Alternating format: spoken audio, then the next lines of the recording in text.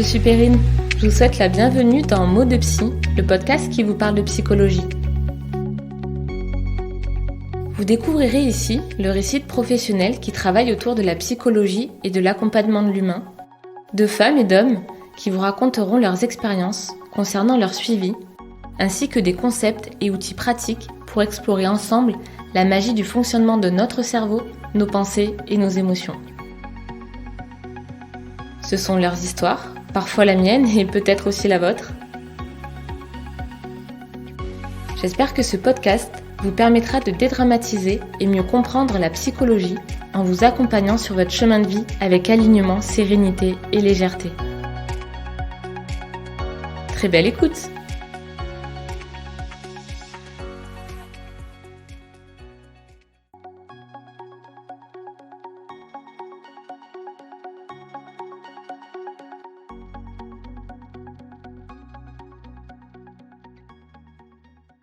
Bonjour à tous, j'espère que vous allez bien. Alors aujourd'hui, on va faire le lien entre le corps et l'esprit.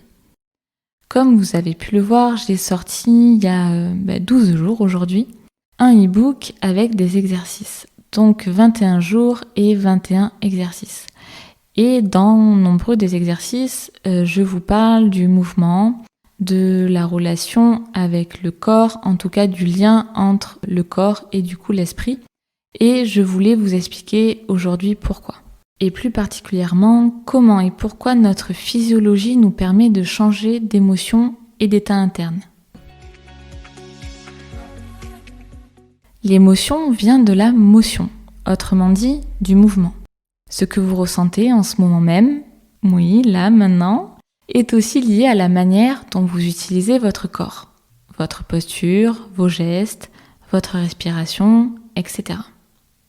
La physiologie est la base de tout changement effectif. C'est comme si vous vouliez changer de chaîne sur votre télé, votre émotion est la télécommande et votre physiologie est la pile. Alors une télécommande sans pile, ça sert à rien. De la même façon, notre émotionnel sans notre physiologie ne pourra jamais totalement s'exprimer. Nous ne pouvons pas adopter durablement un état interne sans que le physique s'y synchronise. Comme nous ne pouvons pas avoir une posture physique sans générer un état interne. En agissant sur l'un, l'autre va s'ajuster. C'est pourquoi pour moi le mouvement est indispensable pour notre équilibre émotionnel. Alors quand je parle de mouvement, je pourrais aussi dire sport, mais pour certaines personnes, le mot sport indique une notion de performance, voire même de souffrance. Alors sachez que quand je dis sport, je parle ici de mise en mouvement. De bouger votre body, quoi. Le sport, c'est bon pour la santé physique, oui, et aussi pour la santé mentale, pour votre être tout entier donc. En plus de tout ça, il est une très belle école de la vie. Par le sport, vous apprenez entre autres à être fier de vous, vous développez votre confiance et votre estime de vous-même, le respect de soi et des autres, et cerise sur le gâteau, vous évacuez votre stress et vos tensions. Grâce au sport, vous pratiquez aussi la restructuration cognitive en travaillant par exemple sur certaines de vos croyances par l'expérience. Le cerveau apprend l'importance de se mettre en mouvement et les expériences positives que vous vivez à travers le sport renforcent vos comportements et vous apprend à fonctionner différemment. Et cela peut vous être utile dans d'autres domaines de votre vie. Pour commencer un projet par exemple, ou faire évoluer une situation, modifier une habitude, changer un comportement, etc. À travers le sport, vous honorez aussi votre corps. Dans la pratique, vous ressentez pleinement votre corps, vous apprenez à connaître ses limites, vous sortez du mental pour aussi vous concentrer sur vos sensations corporelles, votre respiration. Cela vous procure une sensation de bien-être, j'imagine grâce aux endorphines, vous savez, ces célèbres hormones du bonheur, et en même temps, je suis persuadée que c'est bien plus qu'une histoire d'hormones. Et quand il est fait avec plaisir, le sport n'est pas une torture. Si, je vous assure. Alors, choisissez un sport, testez, changez jusqu'à ce que vous trouviez le ou les bons. Faites-vous plaisir. Oui, c'est très important cette notion de plaisir. Donc faites-vous plaisir à travers cette pratique et mettez-vous en mouvement dans tous les sens du terme. Ça peut être une activité en intérieur comme la musculation, le yoga, le pilate, en extérieur comme la marche, la course à pied, le vélo, ou une activité nautique comme la natation, l'aviron. Sachez d'ailleurs que les étirements sont aussi une manière de se mettre en mouvement et de se connecter à son corps. Donc, gardez cette option en tête. Soyez curieux, testez de nouvelles activités, découvrez celles qui vous fera ou vous feront du bien. L'intention à cela étant de vous mettre en mouvement, vous l'aurez compris, et de vous oxygéner. Peu importe votre niveau, dans le respect de vos capacités physiques, juste quelques minutes pour vous connecter à votre corps et vos sensations. Je m'attarde sur cette notion d'oxygénation à travers le mouvement, car l'oxygène est l'élément qui contribue le plus à notre santé et il est la source de toute énergie dans le corps en produisant l'adénosine triphosphate.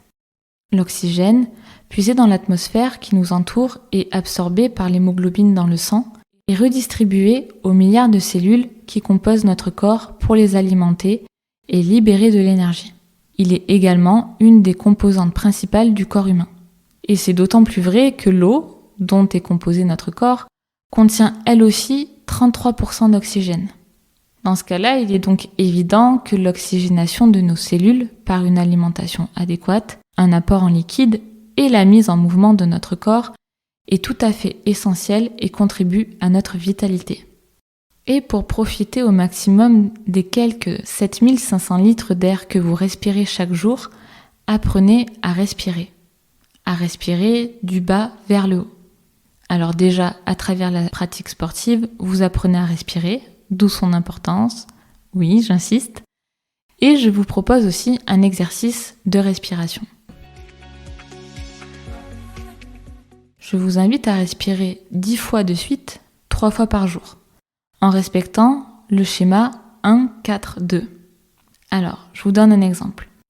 Si vous inspirez pendant 5 secondes, donc ça c'est 1, bloquez votre respiration pendant 20 secondes, ça c'est 4, car 5 secondes fois 4, ça fait 20 secondes.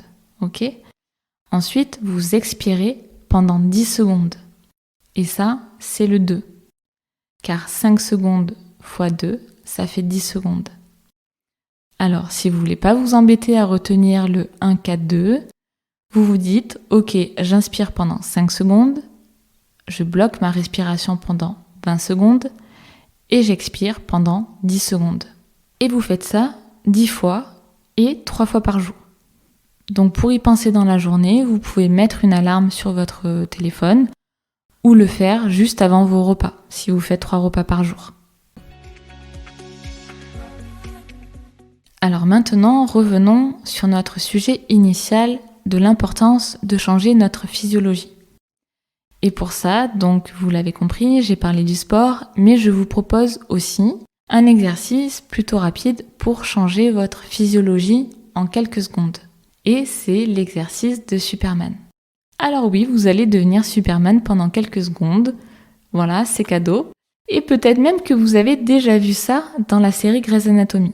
Alors, dans l'idée, si ça vous rappelle vos souvenirs, le docteur Bailey, avant d'opérer, pratique souvent la posture de Superman pour se mettre dans un état d'esprit positif et pour avoir confiance en elle.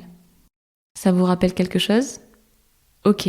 Alors maintenant, c'est à vous d'intégrer des émotions positives dans votre corps en changeant votre biochimie avec la posture de Superman. Et maintenant, c'est à vous. Levez-vous, redressez votre dos et vos épaules, mettez vos mains sur vos hanches comme Superman, voilà, bombez votre torse, levez la tête, regardez au loin et faites quelques pas avec une démarche assurée. Alors, quelle différence ça fait pour vous maintenant ? Cette posture permet d'intégrer des émotions positives dans votre corps en changeant votre biochimie. Elle permet d'augmenter de 20% la testostérone, de 33% la tolérance au risque et de diminuer de 25% le cortisol, qui est l'hormone du stress. Elle augmente également la portée de la voix. Changer votre état émotionnel dans votre corps vous permettra aussi de le changer dans votre tête. Alors quand vous ressentez une baisse d'énergie, une lassitude, un manque d'entrain, je vous invite à observer votre physiologie à ce moment-là et identifier celle qui reflète chez vous un état émotionnel négatif. Puis levez-vous et faites Superman. Ce simple changement physiologique envoie un message direct à votre cerveau pour changer d'état interne. Vous pouvez aussi changer rapidement votre physiologie en dansant. Mettez la musique, montez le son et dansez. Laissez s'exprimer votre corps, peu importe vos mouvements, juste bougez. Nous ne cherchons pas à ce que ce soit beau ou bien fait. Et ça tombe bien car nous ne sommes pas dans Danse avec les stars. Nous ne nous attendons pas à une performance sur une danse contemporaine avec Fauve Auto. Ok ? Juste bougez. Et le faire sur une simple chanson, ça suffit. 3 minutes 30 en moyenne pour se booster et s'éclater. Mettez la chanson qui vous enjaille le plus.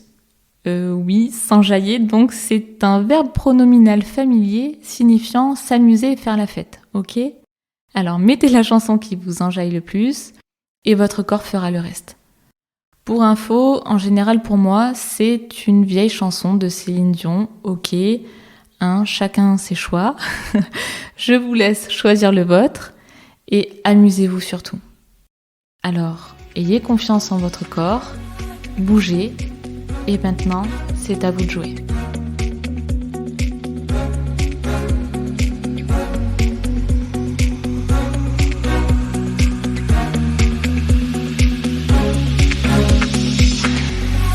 Je vous remercie d'avoir écouté cet épisode et j'espère qu'il vous a plu. Si c'est le cas, je vous invite à le partager autour de vous et à me le dire avec des étoiles sur votre plateforme d'écoute. Je vous remercie également par avance pour vos commentaires. Pour découvrir les actualités de ce podcast, je vous invite à vous y abonner et le suivre sur Instagram sous le nom de mo.2.psy. À très vite pour le prochain épisode. Vous aspirez à avancer sur votre chemin de vie avec alignement, sérénité et légèreté et vous choisissez de vous responsabiliser dans votre croissance personnelle, relationnelle et professionnelle. Vous voulez être accompagné pour intégrer ces concepts et pratiques? Alors vous pouvez me contacter sur Instagram ou sur mon site internet perrinegaillard.psychologue.com.